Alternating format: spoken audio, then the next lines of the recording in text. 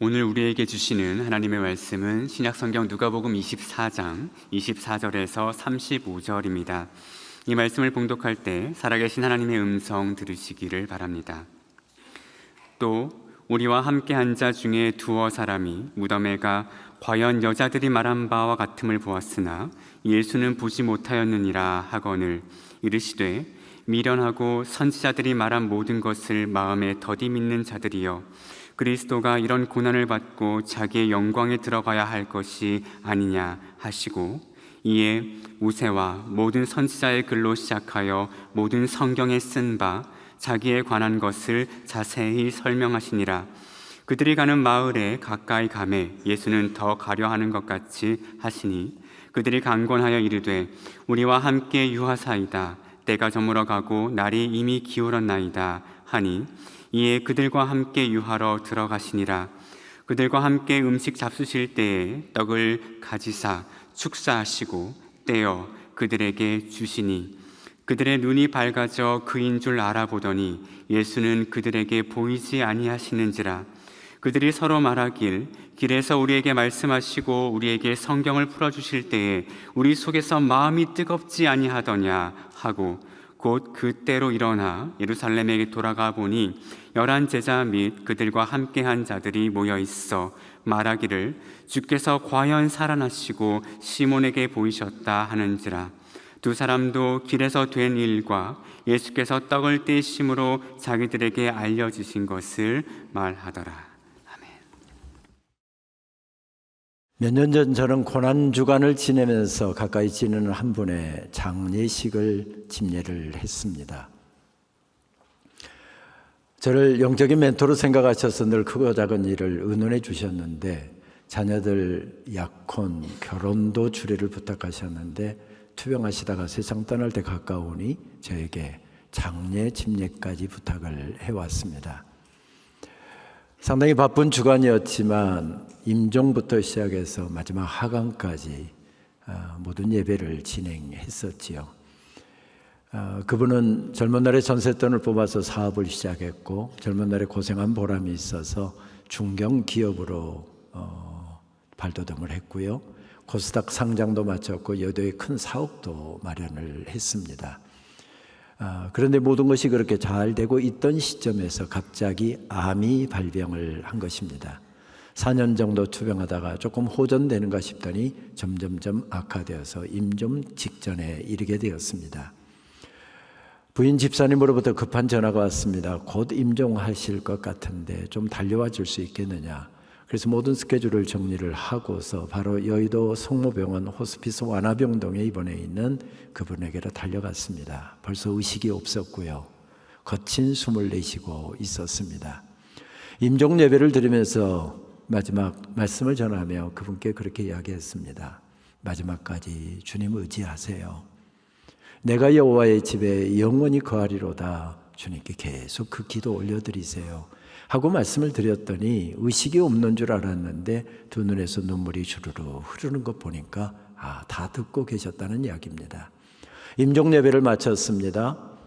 그런데 곧 돌아가실 것 같아서 자리를 뜨지 못하고 제가 그것을 한참을 서 있으니까 부인 집사님이 미안했던가 봐요.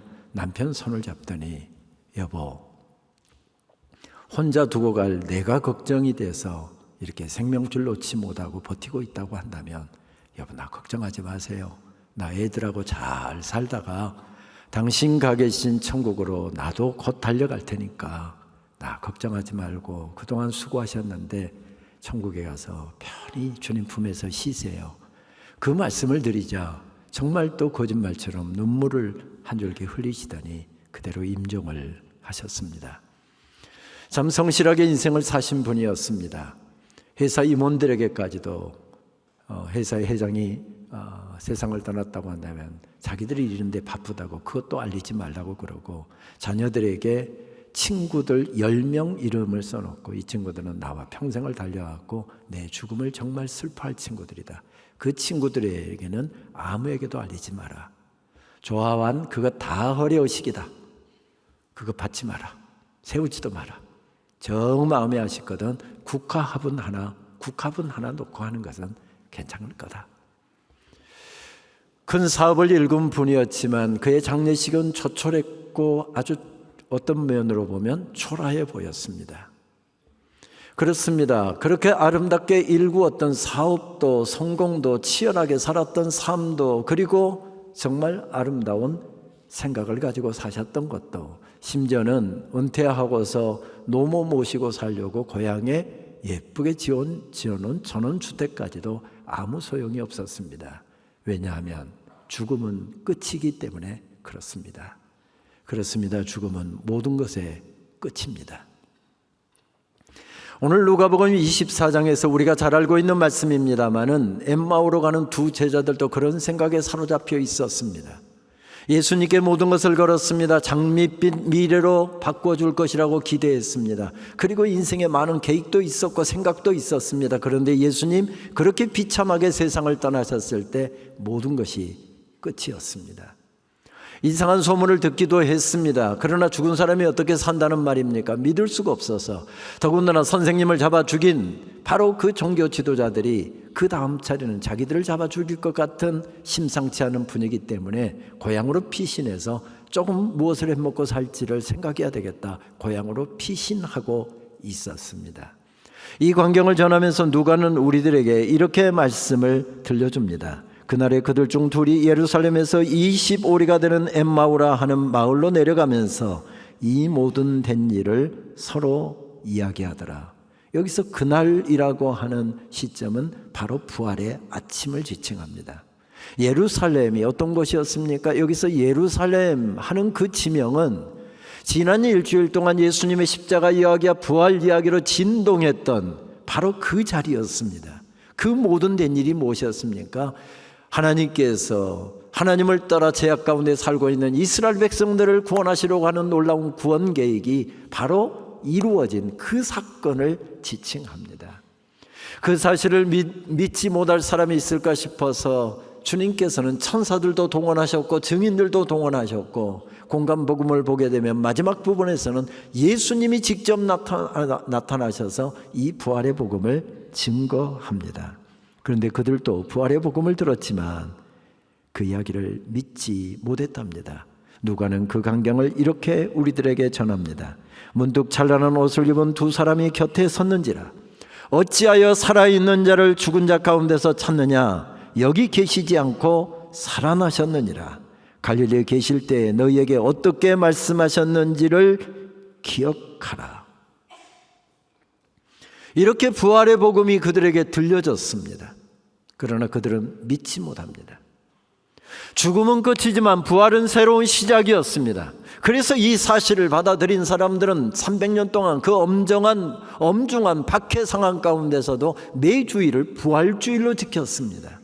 그리고 300년이 지나가면서 교회가 제도화되기 시작했고 이제 부활절을 이얼리 사이클 연주기로 바꾸면서 어떻게 하지요? 50일 동안을, 그래서 Great 50 Days라고 하는 기쁨의 50일 절기를 시작해서 이 부활의 기쁨을 가지고 주님께 예배하고 경배하고 이 부활의 복음을 전하기 위해서 몸부림쳤습니다.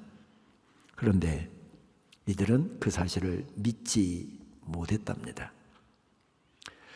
성금요일 날, 성목요일에 그분이 세상에 떠나셔서 성금요일 날 입관을 했고 성토요일 날 하관을 했습니다. 그분의 입관 예배를 진행하면서 장례 지도사에게 저는 그렇게 이야기했습니다. 먼저 염하지 말고 제가 가서 기도하고 함께 염을 합시다. 그리고 염을 하면서 얼굴 가리지 마십시오 라고 부탁을 했습니다.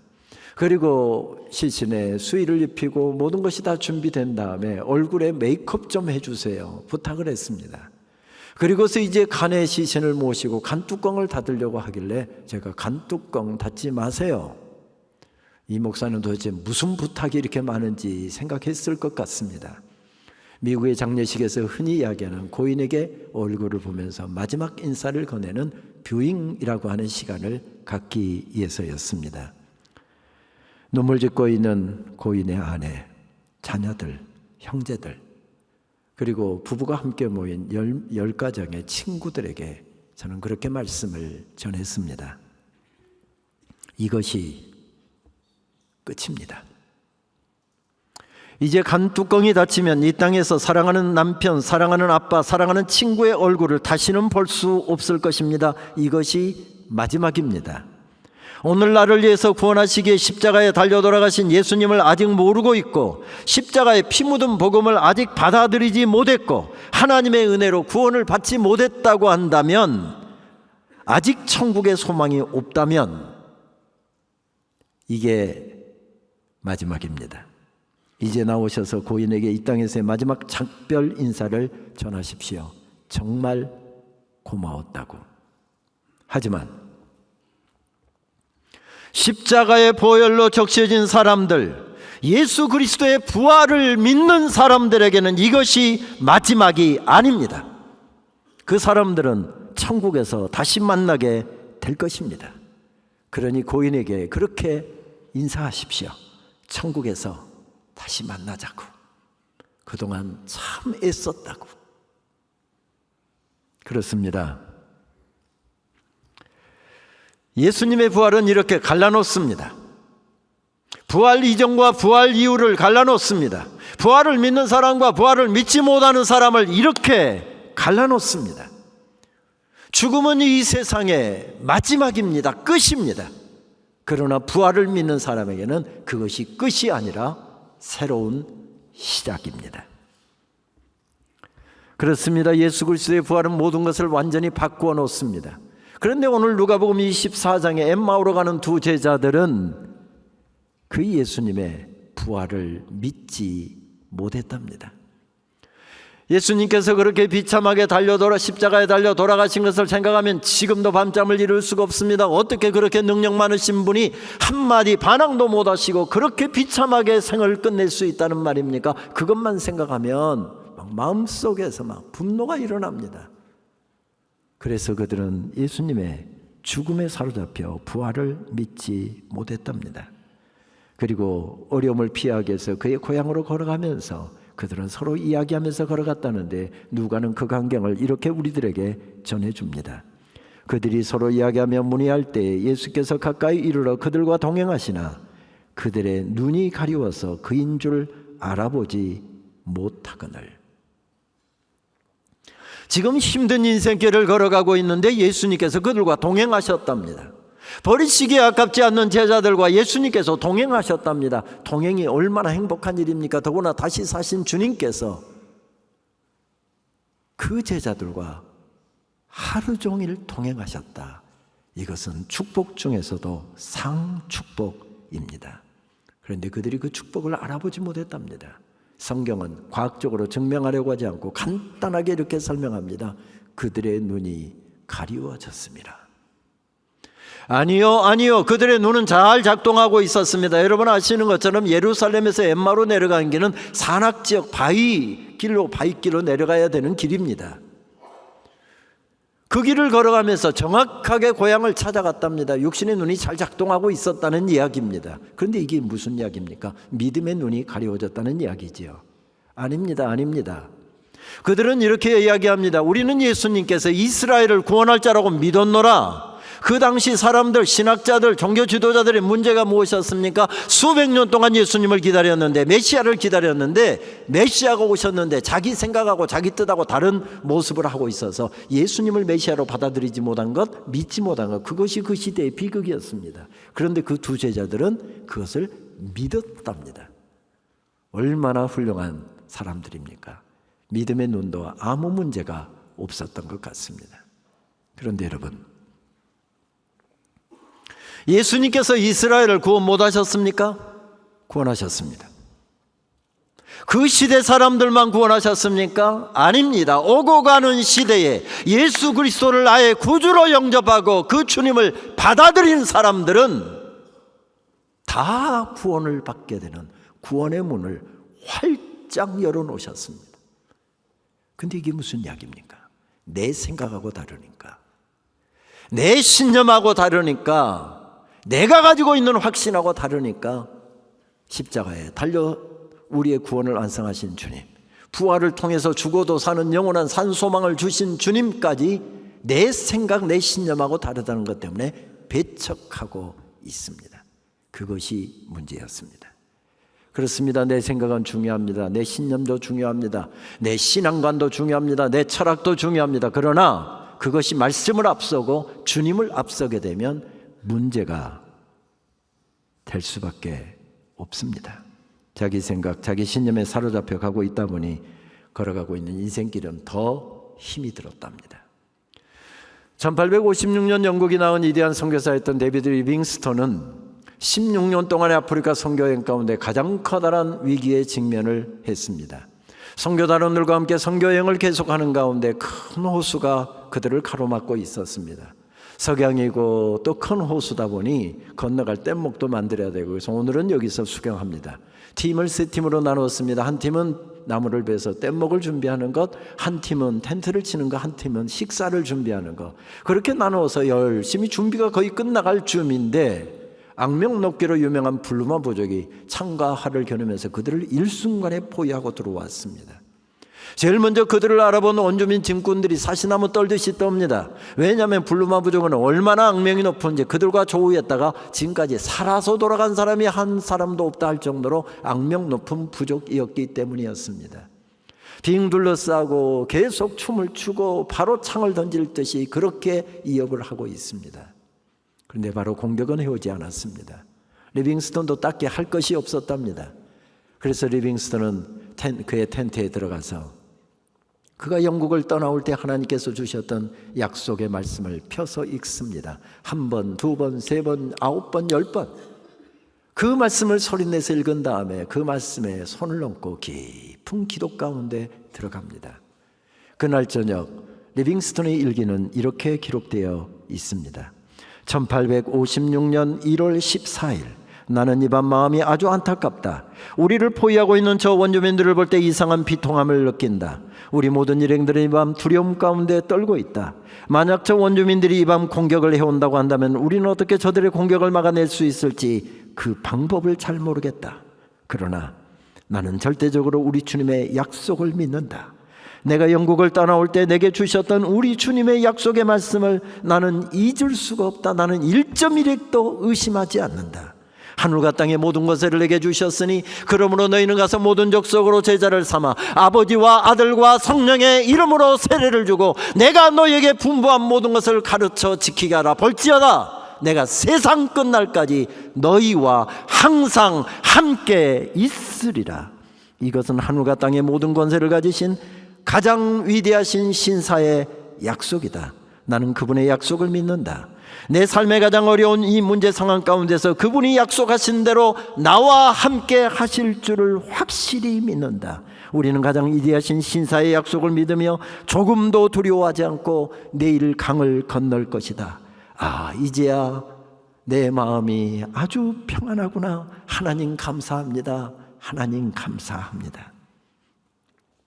그 밤 블루마 부족들은 불을 펴놓고 축제를 벌이는지 춤을 추고 개성을 질러대고 했지만 공격은 해오지 않았습니다. 뜬 눈으로 밤을 지새운 원주민 진군들이 아침 덩이 토자 먼저 건너가게 해달라고 애원합니다. 그래서 그들을 뗏목에 태워서 먼저 건너가게 합니다. 그리고 다음 뗏목에 선교단원들을 태워서 건너가게 합니다.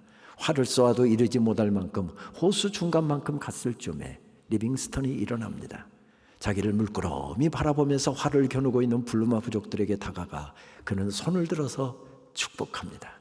나에게 영원한 생명을 주신 주님께서 여러분들에게도 그 생명을 허락해 주시기를 바랍니다.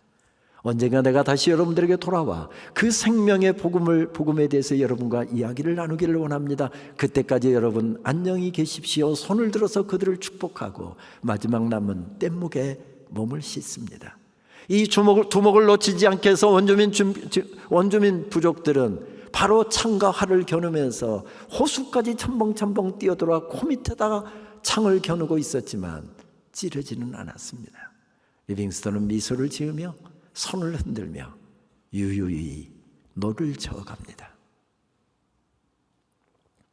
믿음이 이깁니다. 창과 칼을 가진 사람이 이기는 것이 아니고 힘 있는 사람이 이기는 것이 아니고 주님의 살아계심을 믿고 믿음으로 걸어가는 사람이 이깁니다.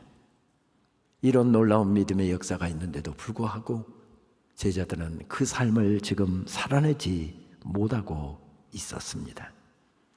그런데 말씀의 마지막 부분을 보게 되면 그들은 회복되어서 다시 일어나 예루살렘으로 그 밤 돌아갔다라고 성경은 전하고 있습니다. 회복되었다는 이야기죠. 무엇이 그들을 회복시킵니까? 가장 확실한 방법은 예수님께서 등을 툭 치면서 옆구리에 창 짜고 못 짜고 다 만져보게 하는 만큼 확실한 증명 방법이 없습니다. 그런데 그 확실한 방법을 취하지 않으시고 주님께서는 성경을 펴셨답니다. 성경을 펴서 그 말씀을 그들에게 설명해 주셨답니다. 말씀을 듣다 보니 언제 고향에 도착한지 모르게 벌써 도착을 했습니다. 해가 니역내역 지어가는데 그 선생님은 더 가려고 하는 듯 보였답니다. 그래서 붙잡았다죠. 선생님, 어쩌면 그렇게 말씀을 잘 전하십니까? 살아생전에 우리 예수님도 그렇게 말씀을 잘 전하셨는데 우리 예수님하고 똑같습니다. 이 양반들 보세요. 예수님하고 똑같답니다. 선생님, 오늘 저희 집에 주무시면서 그 말씀 좀 저희들에게 더 들려주십시오. 아들이 갑자기 친구들 데리고 들이닥쳤습니다. 대단한 식사가 준비되었을까요? 일상의 식사였을 것입니다. 예수님이 식사 기도를 하시는데 누가는 뛰어난 관찰력으로 이것을 그냥 넘어가지 않습니다. 예수님께서 떡을 드시고 take the bread, 그리고 축사하시고 bless the bread, 그리고 떡을 떼시고 break the bread, 그리고 떡을 제자들에게 나눠주셨다. Give the bread. 일상의 식사였습니다. 네 가지 동사를 통해서 누가는 예수님께서 일상의 식사를 바꾸셔서 성찬을 하고 계시는 모습을 이렇게 우리들에게 보여주고 있습니다. 모르고 참석했습니다. 예수님께서 직접 집례하시고 전하시는 말씀 예전을 참여했고, 그리고 성찬 예전에 참여했다가 그들의 가슴이 뜨거워지고 그들의 영의 눈이 활짝 열렸답니다. 무슨 이야기죠? 예배 가운데 그들은 회복되고 있습니다. 기독교 예배는 바로 이런 것입니다. 그래서 우리 믿음의 선배들은 예배에 생명을 걸었고요. 오늘 예배 나가지 않으면 적어도 10년은 내가 목숨을 담보할 수 있는데도 불구하고 목숨을 걸고 예배에 참여했습니다. 그러다 붙잡혀서 순교를 당하기도 했습니다. 예배보다도 소중한 것을 만들지 않았습니다. 왜냐하면 예배는 하나님이 임재하신 자리고 우리를 어루만지시는 자리시고 우리 힘든 인생길을 우리의 손잡고 일어서시는 동행하시는 그런 자리이기 때문에 예배를 소중하게 여겼습니다. 20세기 최고의 자타가 공인하는 최고의 신학자 가운데 한 명인 칼 바르트라고 하는 독일의 신학자는 그의 명저 가운데서 예배를 이렇게 정리를 하더군요. 예배란 하나님이 현존하고 계시다, 우리와 함께 계시다는 것을 소리쳐 주장하는 것이고, 성도들은 조용한 목소리로 그러나 기쁨에 들뜬 심정으로 그게 정말입니까? 그게 정말입니까? 이게 예배이다. 여러분은 별로 감동을 안 하시는데 저는 예배학과 설교학을 가르치는 교수다 보니까 이 부분을 보고서 얼마나 이 압권적인 표현에 감동이 됐든지 5번 하이라이트를 했던 기억이 납니다. 여러분, 예배는 바로 이런 것이랍니다. 여러분 한번 해볼까요? 이렇게 예배에서는 계속해서 묻는 것이랍니다. 그게 정말입니까? 한번 해보실까요? 그게 정말입니까? 그런데 그렇게 하면 하나도 맛이 안 납니다. 약간 고개를 약간 제끼시고요, 뒤에서 딱 찍는 지점에서 눈을 동그랗게 뜨고 짱 찍는 접점에서 그게 정말입니까? 이래야 맛이 난답니다. 그래서 예배는 절대 수동적으로 앉아서 드릴 수가 없습니다. 그게 정말입니까? 그게 정말입니까? 목사님이 설교 가운데 선포하는 것이지요. 내가 찬양을 통해서 선포합니다. 장로님께서 기도를 통해서 선포합니다. 그러면 우리 모두는 어떻게 하답하는 것이지요? 그게 정말입니까? 그게 정말입니까? 이게 예배랍니다. 제대로 한번 해볼까요? 제가 선포합니다. 하나님께서 여기에 현존해 계십니다. 그게 정말입니까? 이게 예배랍니다. 예배 가운데 참석했다가 그들은 영의 눈이 열렸고 가슴이 뜨거워졌고 주님이 살아계시고 나와 함께 가고 계신다라고 하는 놀라운 사실을 발견했답니다. 그 이후에 그들의 삶은 염려할 것이 없었습니까? 어려움이 없었습니까? 있었습니다. 그러나 주님께서 주시는 말씀을 가슴에 담고 말씀 붙잡고 그들은 그 어려움의 길을 힘껏 달려갑니다. 어제 저녁에 말씀을 마무리하는데 하나님께서 또 늦게 말씀을 주셔서 원고를 바꾸었습니다. 마태복음 11장 28절 말씀 제가 봉독합니다. 너희가 피곤하고 지쳤느냐? 종교생활에 탈진했느냐? 나에게 오너라. 나와 함께 길을 나서면 너희 삶은 회복될 것이다. 나와 함께 걷고 나와 함께 일하여라. 자연스러운 은혜의 리듬을 배워라. 제자들은 이렇게 주님과 그 이후로 동행하면서 어려움도 이겼고 삶의 염려도 이겼고 삶의 모든 아픔들도 넉넉히 헤쳐나갈 수가 있었습니다. 인생길에는 마치 파도가 밀려오듯이 염려가 끝없이 밀려오는 것 같습니다. 앞날에 대한 염려, 자녀들에 대한 염려, 직장에 대한 염려, 생업에 대한 염려, 건강에 대한 염려, 노후에 대한 염려, 그런 염려들이 봇물 터지듯이 계속해서 터져 나오는 것 같습니다. 저도 지난 목요일 마음을 무겁게 하는 일이 있어서 그 문제를 가지고 깊이 기도하는데 하나님께서 제게 이렇게 말씀을 주셔서 그것을 간단히 시로 적어 보았습니다. 염려가 파도처럼 밀려온다. 주여 어찌하오리까? 나도 모르게 흐르는 눈물 내가 했더냐? 내가 내 인생길에서 어찌 했더냐? 다시 흐르는 감격의 눈물 주여 내 눈 열어 주옵소서. 엠마오 그 도상에서처럼 내 눈도 열어 주시옵소서. 그렇습니다. 예배 마치고 우리도 돌아가면서 주님 앞에 드릴 고백은 한 가지입니다. 주님 내 눈도 좀 열어주세요. 내 눈도 좀 열어주세요. 말씀을 준비하는데 아주 오래전 기억 하나가 떠올랐습니다. 오랫동안 잊고 있었던 일이었습니다. 미국에 간 지 한 2년 정도 됐을 때 아내가 방과 후에 학교에서 아이를 데리고 오다가 교통사고가 났습니다. 사거리에서 빨간 신호등 받고 대기하고 있다가 신호등이 바뀌니까 막 출발을 하는데 무리하게 건너가던 중형태력이 이쪽에 와서 아내 차를 들이받았습니다. 아이가 머리를 다쳐서 막 피가 철철철 쏟아지고 있었고요.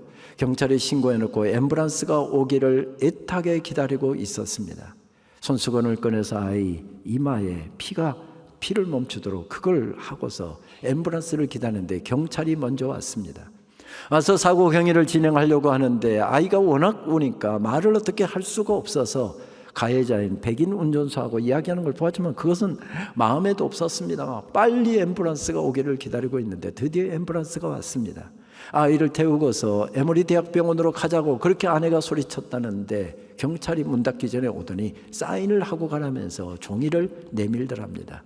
나는 잘못한 것도 없고 지금 아이가 죽느냐 사느냐 하는데 뭐 다른 생각이 아무것도 안 나고 그냥 바로 종이에다가 사인을 해주고 아내는 빨리 아이를 데리고서 병원으로 달려갔답니다. 그런데 나중에 소식을 듣고 제가 병원에 가서 상황도 이야기도 듣고 이제 조금 안정을 찾는 아내에게 여보 경찰이 리포트 카피 안 줬어? 그랬더니 아까 뭐 받았는데 하면서 이 주머니 저 주머니 하면서 종이를 꺼내서 딱 내는데 제가 종이를 딱 펴보니까 제일 먼저 눈에 들어왔던 것은 Violation of Red Light, 빨간 신호등 위반. 이게 딱 글씨가 써져 있는데 제 아내는 그 밑에다가 사인을 딱 해놓은 겁니다. 여보 당신이 빨간 신호등 위반 안 했다며? 그래 위반 안 했어. 근데 왜 여기다 사인했어? 뭔 소리예요? 하고 보더니 이상하다 아까는 여기 분명히 그런 글씨가 없었는데 여보 미국이란 나라고 어떤 나라인데 보지도 않고 사인했다는 게 말이 돼? 제가 다그치니까 여보 당신도 아들이 죽느냐 사느냐는 상황에서 글씨가 보이는지 안 보이는지 해봐. 그때는 글씨 안 보였어. 변호사를 만났습니다. 아내에게는 한마디 말도 묻지도 않고 상황도 설명하지 않고 사인만 하라고 하는 이게 지금 가능한 일이냐? 그건 있을 수 없지만 그래도 내 아내가 보았든 안 보았든 사인한 것이 문제가 돼서 이것은 불가능하다는 겁니다. 그러나 법정에 가서 뭔가 어필을 해야 돼서 이것저것 준비하고 법정에를 나갔습니다. 변호사도 살 수가 없었습니다. 제가 가서 설명하지 하고 갔습니다. 그런데 역력하게 인종차별하는 것이 느껴졌고요. 말로만 들었던 인종차별을 그 법정에서 당하면서 결국은 다 뒤집어 쓰고 벌금까지 물고 나왔습니다. 참 다행인 것은 아이가 그렇게 많이 다치지 않아서 의료보험이 없었기 때문에 바로 병원에서 통원 치료하겠다고, 의사가 안 된다고 하는데도 퇴원을 했습니다. 차를 돈 아낀다고 반쪽짜리 보험 만들었습니다. 상대편 차만 고쳐줄 수 있는 그런 보험이었습니다. 이렇게 저렇게 해놓고 보니까 1만 불 이상이, 1만 불 이상이 사인 한 번 이것 때문에 날아갔더라고요. 법정에서 돌아와서 학교 채플에 엎드려서 막 울었습니다. 하나님, 정 필요하시면 그 돈 헌금이라도 하게 하시지, 왜 그 돈을 이렇게 손해보게 하십니까? 그런데 하나님께서는 아무 말씀도 없으시더니 제 입술에 찬송을 담아주시기 시작했습니다. 지금 나오고 있는 찬송입니다. 그 찬송 가사는 이렇게 됐습니다.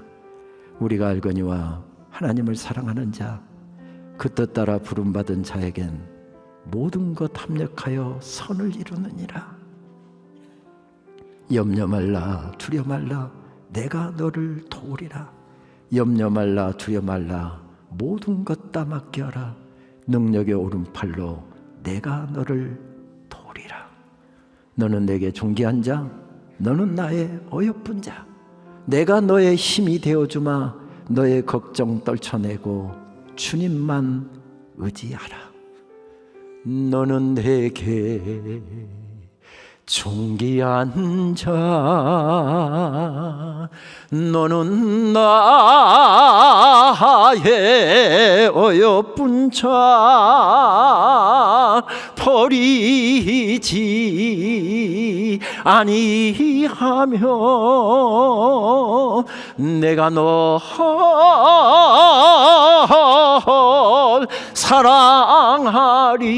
사랑하리. 능력의 오른팔로 내가 너를 사랑하리. 찬송하는데 눈이 열렸습니다. 30cm만 앞으로 부딪혔으면 아내가 죽었고 30cm만 뒤로 부딪혔으면 아들이 죽었을 그런 큰 사고인데, 하나님께서 온몸으로 제 아내와 아이를 맡고 계시는 것을 보여주셨습니다. 이 말씀을 준비하는데 32년 전에 찬양과 기억을 떠올리게 하시면서 이 찬양 부르는데 하나님은 세미한 음성으로 제게 말씀하셨습니다. 너의 인생길에 내가 역사했던 것 잊어버리지 마라. 너는 나의 존귀한 자. 저도 주님 앞에 기도합니다. 주님, 제 남은 인생길에서 저의 눈도 좀 열어주세요. 기도하겠습니다.